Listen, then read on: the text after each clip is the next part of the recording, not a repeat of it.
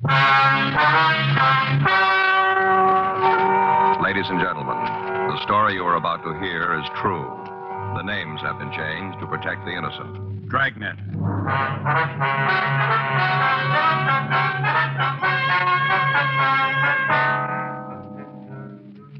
You're a detective sergeant. You're assigned to homicide detail. An elderly man is threatening an entire neighborhood with a shotgun. He says he's going to use it to kill a man. Your job, take it away from him.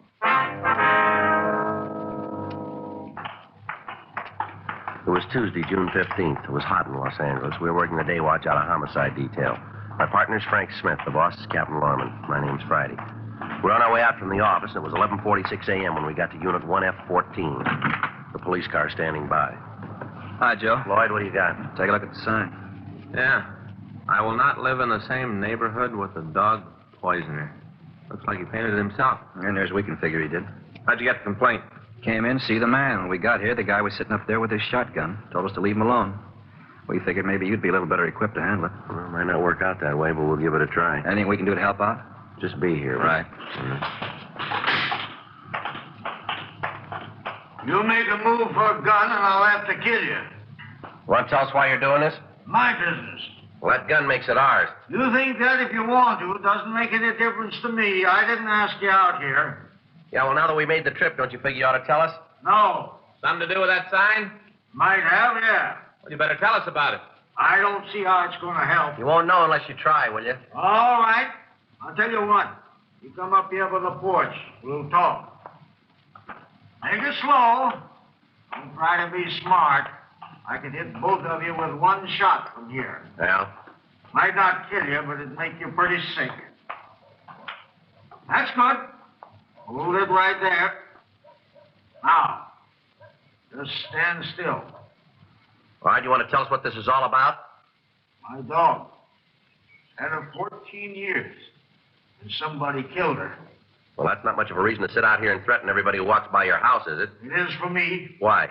but I know that they'll show up. Who will show up? Whoever done it. They'll walk down the street, and when they do, I'm going to get them. Now, you know we're not going to let you do that. I don't see that there's much you can do to stop me. If you know who killed your dog, why don't you come downtown and make a complaint like you should? Evidence. What's that? Gotta have evidence. Yeah, well, you must have a lot of it to be ready to kill a man. Now, we'll see. Who do you think poisoned your dog? I don't know, but he'll be by. Anybody else live in that house with you? No.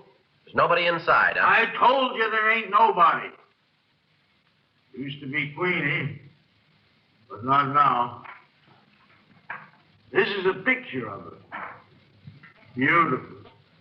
I'm going to tell you something, old-timer. What? You can sit there and think you got this thing under control, but you haven't. Is that right? Yes, sir? Maybe you better take another look. I've got the gun. Yeah, well, it might be that way. But there's 100 more that are going to keep you from committing a murder out here. That's a hard word to use, isn't it? No, because that's what you're figuring to do, isn't it? How do you think you're going to stop me? You bring that gun up into firing position, and I'll show you how I'm going to stop you. All I'm trying to do is to pay back something. I don't want to hurt anybody else. Look, mister, why don't you tell us who you think poisoned your dog and why? We might be able to do something for you. Because I don't think it'd help. Well, why don't you give it a try? He was poisoned. I saw her come home. I saw her crawl right up that log on her stomach, dragging her hind legs. Yeah? Oh, you wouldn't understand what she meant to me. She was like a person, someone to talk to. She was a lot of company. This book here, written by a man who knew. He understood. Yeah, well, all that may be fine, but you got no right to sit out here with that shotgun. This man knew about dogs. Art McIntyre. Who's that, sir? Old McIntyre? I want you to listen. This will explain just what I'm doing here. Hold it. Hold it right there. I'll drop this book and kill you. Now, I want you to listen to this. I want you to listen carefully. Brothers and sisters, I bid you beware of giving your hearts to a dog to tear. So wrote Kipling in an excellent elegiac. I happen to be a dog lover who does not believe in that warning. 8 of the happiest years of my life was spent in the almost constant companionship of a devoted dog. When he was taken from me, cruelly but with merciful swiftness, it was a terrific heart wrench. For 2 days, I grieved inconsolably. For weeks, I walked the streets at night, trying to get hold of myself. Yet now, when time has dulled the pain, I can truthfully say that the joy and understanding my dog brought into my life more than compensated for the sorrow of his passing. For my dog taught me many things, as enduring as the ages. Outside of the divine relationship and the human, I know of no influence so ennobling as our relationship with a dog. My dog's name was Junior. He was a Boston Bulldog, weighing 24 pounds, with a blazing muzzle, white collar, and feet tipped with white. His coat was the glossy brown of an autumn leaf. He had a lovable lopped ear that perked with quizzical abandon. He was full of joyous life and never outgrew his practices. I picked him up in a Fifth Avenue dog shop in much the same manner that one buys a trinket. I thought he was cute looking. He was then 4 weeks old and trotted sideways with mock seriousness. I took him home in my overcoat pocket. From that day on, for 8 years, he played a big part in my life. He came to understand me better than most of my human associates did. He knew his time for play and my time for work. He did not trespass. His only illness displayed the heroic courage that characterized him until his death. One evening, his mistress and I came home after the theater, and when we opened the door, we missed his welcoming rush and bark. We found him lying on the floor of the bathroom in a pool of blood. When I bent over him, there was a feeble thump of his tail, as much as to say, "Don't worry." His eyes were glazing, and I knew that he was in a desperate state. We worked over him several hours, and finally, in a wobbly manner, he stood up, walked unsteadily to the bedroom, and picked up his play ball, as if to say, "You see, I'm all right." In a half hour, he had another hemorrhage. With uncanny instinct, he rushed into the tiled bathroom so as not to injure the carpet. Fortunately, he recovered quickly from his attack, and in 2 days seemed as well as ever. Dogs are unerring in reflecting the characters of their masters and mistress. To Junior, I represented the play spirit, the wrong and flapdoodle. Well, he was somewhat of a roughneck in his relations with me. But with his mistress, he was always gentle and careful. One of the important lessons Junior taught me was to have more faith in my fellow beings. I had for years knocked about as a newspaper reporter and had acquired that veneer of cynicism that is typical of the craft. I'd rather a smart alecky attitude of having to be shown. Now, I am the average human being, as likely to err as the rest. But I found that with Junior, because of his implicit faith in me, I never attempted trickery.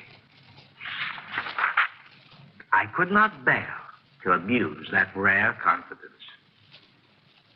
And this set me to thinking that if we humans displayed the same faith in our fellows, we should be less likely to have that confidence abused. I come to the final chapter of Junior's life with tears that are shed unashamed.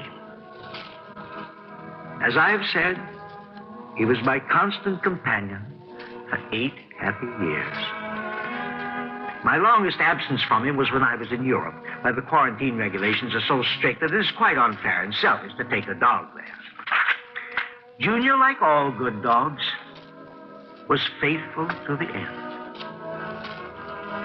He died obeying my command, which made his loss all the more tragic to me. I left him after his evening romp and was away until shortly after midnight. Upon my return, his greeting was, it seemed to me, especially joyous. It was so joyous, in fact, that it indirectly led to his death. Shortly before I arrived, a servant had taken him out for a walk. But he was so glad to see me, and he loved so to go out late at night without a muzzle or a leash on, that I humored him, and we went out again together. At that hour, there was very little traffic on Fifth Avenue, and Junior ran far ahead of me. He had been trained to wait at curbings when unleashed until he received the command, go. Then he would race across the street like a flash. At the corner of 44th Street and Fifth Avenue, I stepped to the curb, looked both ways for signs of traffic, and seeing none, shouted, go. Junior was off at a bound. At that instant, a party of reckless joyriders in a heavy touring car swung madly around the corner, and both wheels on one side passed over his body. There was a jeer of derision as the car shot northward, the taillights gleaming red in the night. Junior staggered to his feet, and as I lifted him in my arms, he looked up with his soft, pleading eyes, begging for the help I could not give. Hailing a taxicab, I hurried to my hotel a few blocks away. But before I reached there, he had died without even a whimper of pain. He lies buried today in the picturesque little dog cemetery on the sloping hills of Hartsdale, New York. Above him are the green grass, the whispering trees, and a stone carved with this inscription, Junior, faithful to the end.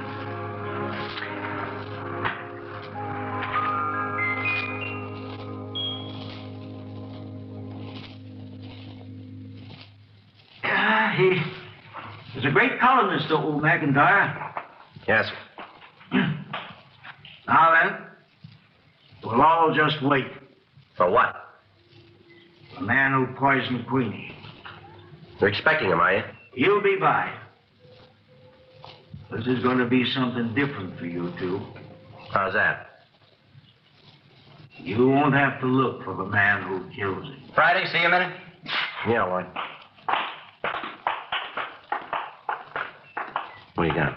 We checked the old man through R&I. You find anything we can use? No record. How about the neighborhood? Well, Perkins and Henry checked, talked to the people on the street. Yeah. The news we can find out he's pretty near a hermit. Doesn't have much to do with anybody. No close friend? No, none that anybody knows about. He gets one piece of mail a month, evidently some kind of check. Mm-hmm. We talked to the manager at the grocery down the street. Collins does all his shopping there. What do you have to say about that check? It's from an insurance company, some kind of annuity. Anything else? No, rest of the book's empty. Mm. Now, where do we go from here? Find some way to get that gun away from him. Any ideas? Well, if we could find the poisoner, it might give us a break. If there is a poisoner. No, Lloyd, I believe him. Anyway, it won't do any harm to shake the neighborhood. If we pick the guy up, maybe the old man will settle down. It's a big job. Yeah, well, that's a big gun. 12:07 p.m. We contacted the office and made arrangements for additional cars to start a thorough search of the area. It was just an outside chance that the dog poisoner might still be in the neighborhood somewhere. The crowd on the sidewalk had gotten larger, and the uniformed officers were having trouble keeping order. While I was talking to the office, a middle-aged woman broke through the lines and ran toward the porch and Peter Collins. Pete! Pete Collins! Hold it right there, lady. He's a friend of mine. Yeah, well, he won't be if he pulls the trigger on that gun. What are you trying to do, Pete Collins? What? What are you doing to our street? I don't know what you mean. We were all sorry when Queenie died.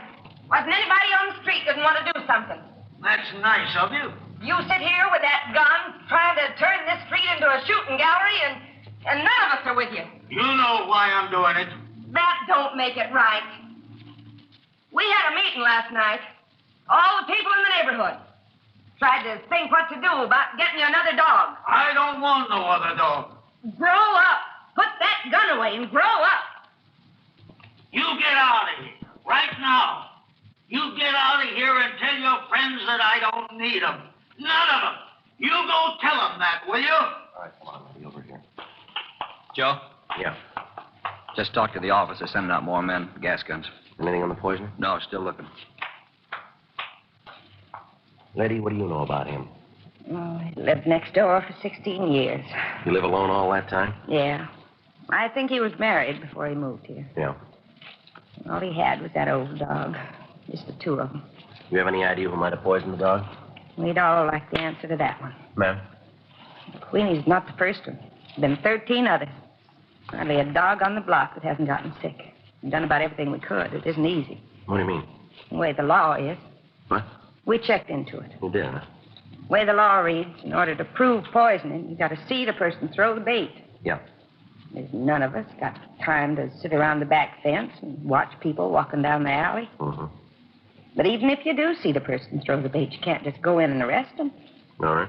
The law says you got to have part of the bait. Well, that's hard to do. Mm-hmm. Makes it almost impossible. You been to the authorities, have you? Yeah. SPCA, police.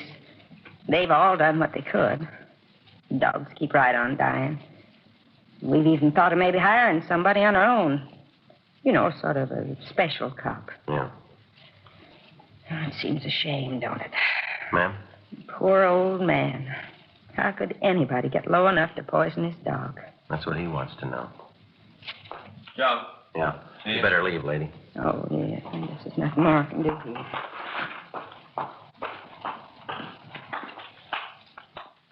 Yeah, what do you got? Well, this man here, his name's Bentley Mocker. Yeah. Uniformed men picked him up in an alley a couple of blocks from here, throwing this over the back fences.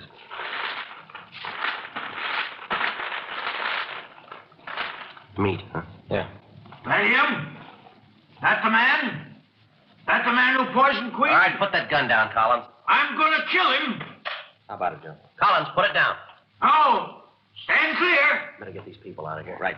What are we going to do? No choice now. Yeah. We got to shoot him.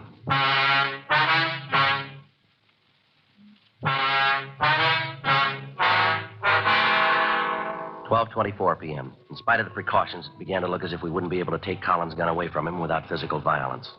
As he raised the shotgun, cocked it, and pointed it at Bentley Mocker, all of the other officers in the vicinity were ready to stop him.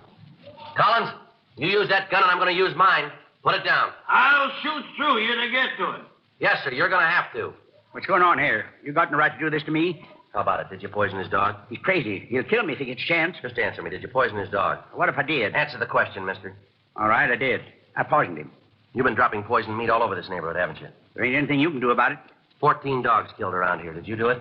Pests, that's all they are. Good riddance. That's the way it looks to you, does it? Sure, rooting around the yards, barking and yowling. No good, any of them. You all through? I could go on for hours about them.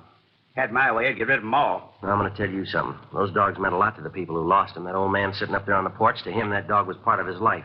What gives you the right to sneak around back alleys and side yards and kill off a pet that belongs to a child or an old man? I don't have to stand around here and listen to you. No, sir, you don't. Lloyd? Yeah, Joe. Take him downtown. What for? You got no law to hold me. Yeah, well, maybe we can find one. In the way you talk, you think dogs are better than humans. In your case, they are. Come on, let's go. Frank, Yeah. tell him to stand by with the gas. Yeah. No other way, huh? Now I'll make one more try. Right. I'll bring up the heavy stuff.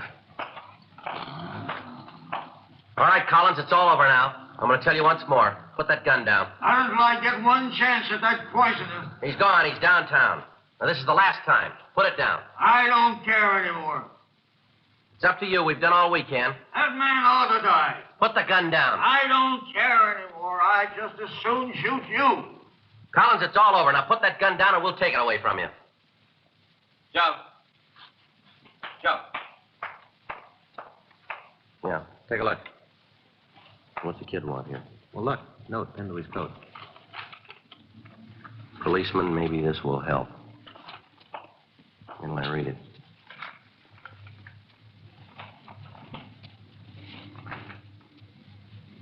Did you read this? Yeah.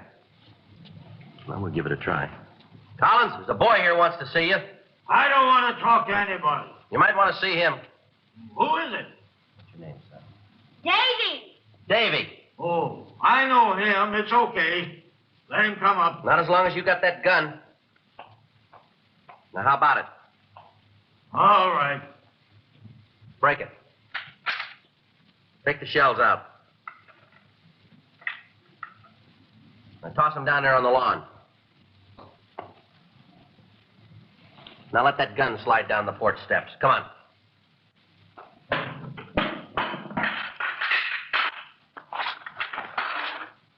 All right, son. Come ahead.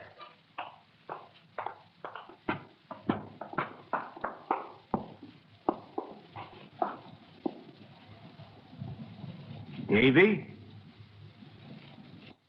What'd you want to see me about? Ma said I should give you this note. What's in it? Well, now, the quickest way to find that out is to read it, isn't it? Huh.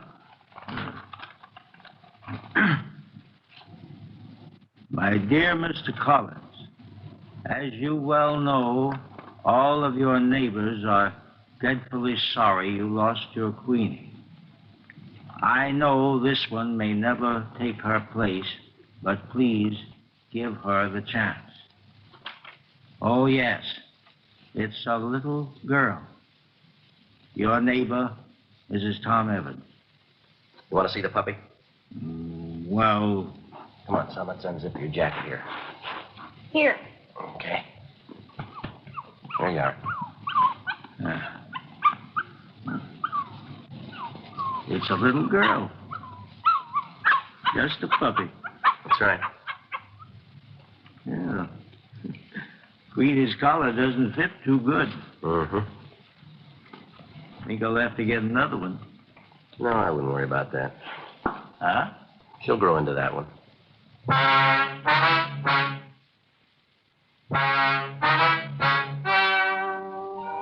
The story you've just heard is true. The names were changed to protect the innocent. On July 12th, trial was held in Division 68, Municipal Court, Los Angeles Judicial District.